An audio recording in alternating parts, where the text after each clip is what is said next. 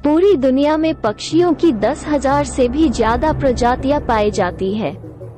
सभी के वही 2 पंजे, 2 पंख और एक गर्दन होती है, लेकिन इन्हीं में से एक ऐसा पक्षी है जिसकी एक अलग ही पहचान है, जो आसमान का सीना चीर के हजारों मीटर ऊपर 120 किलोमीटर प्रति घंटा की रफ्तार से उड़ता है, जो खुद के कई गुना अधिक वजन के शिकार को भी अपने पंजों पे दबोच कर उड़ जाता है, और इसीलिए उसे पक्षियों का राजा कहा जाता है, जिसे हम बाज के नाम से जानते हैं। और एक बाज इतना ऊंचा मुकाम हासिल करता है अपनी ट्रेनिंग और अपनी पुनर्जन्म की वजह से।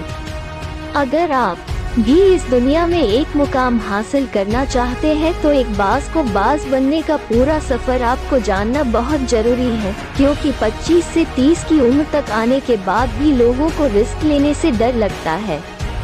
लेकिन एक बाज की जीवन की शुरुआत ही रिस्क से होती है। जिस उम्र में बाकी पक्षियों के बच्चे सिर्फ ची ची करना सीखते हैं, उस उम्र में एक मादा बाज अपने बच्चों को पंजों में दबोच कर हजारों मीटर आसमान की ऊंचाइयों में उड़ जाती है, उसे ये बताने के लिए कि तेरा जन्म आसमान का सीना चीर के सबसे ऊपर उड़ने के लिए हुआ है। तेरा जन्म पक्षियों का बादशाह बनने के लिए हुआ है।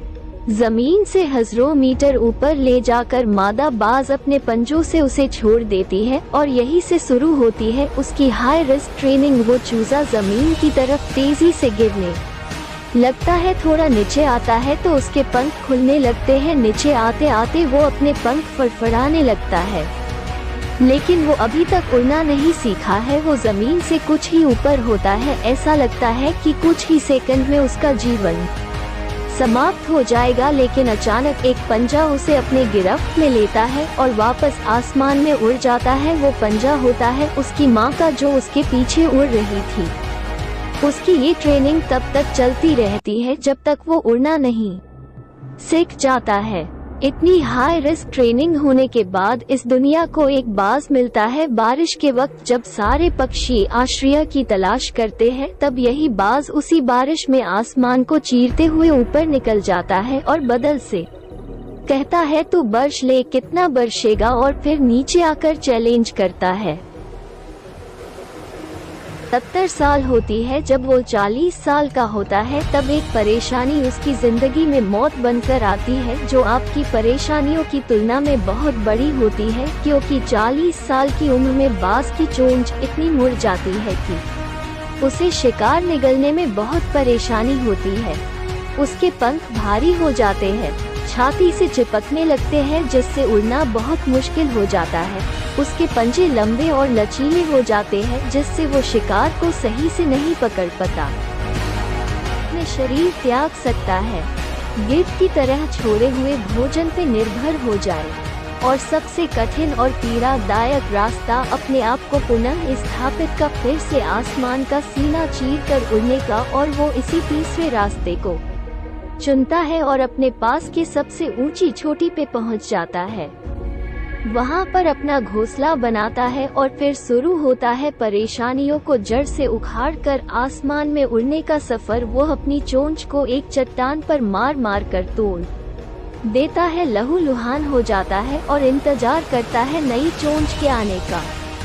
उसके बाद अपनी नई चोंच से अपने पंजों को काट देता है और फिर इंतजार करता है नए पंजों के उगाने का। उसके बाद वो अपने एक एक पंख को अपने शरीर से अलग करता है और फिर इंतजार करता है नए पंख उगाने का, और इस प्रक्रिया में उसे समय लगता है पूरे 5 महीने का। इन 5 महीनों के कड़ी तपस्या से एक बाज का पुनः जन्म होता है। वो फिर से तैयार हो जाता है आसमान का सीना चीर कर उड़ने के लिए। जो 3 रास्ते बाज के पास थे, वही 3 रास्ते आपके पास होते हैं, लेकिन कुछ लोग पहले रास्ते को चुनते हैं और परेशानियों के तले दबकर सुसाइड कर लेते हैं। ज्यादातर लोग दूसरे रास्ते को चुनते हैं। वो परेशानियों का बोझ पड़ते ही अपने लक्ष्य को छोड़कर एक नॉर्मल लाइफ जीने लगते हैं।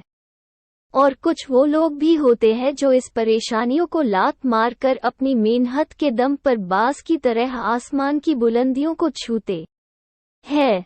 दोस्तों, बास की यह ट्रेनिंग हमें बहुत बड़ी सीख देती है कि अगर रिस्क लेना पड़े तो लो कि अपने फील्ड में अपने आप को इतना ट्रेंड कर लो कि उस फील्ड में आपसे ऊपर उड़ने के बारे में सोचकर लोगों के पसीने छूट जाए, तभी आप अपने फील्ड के बादशाह कहलाओगे।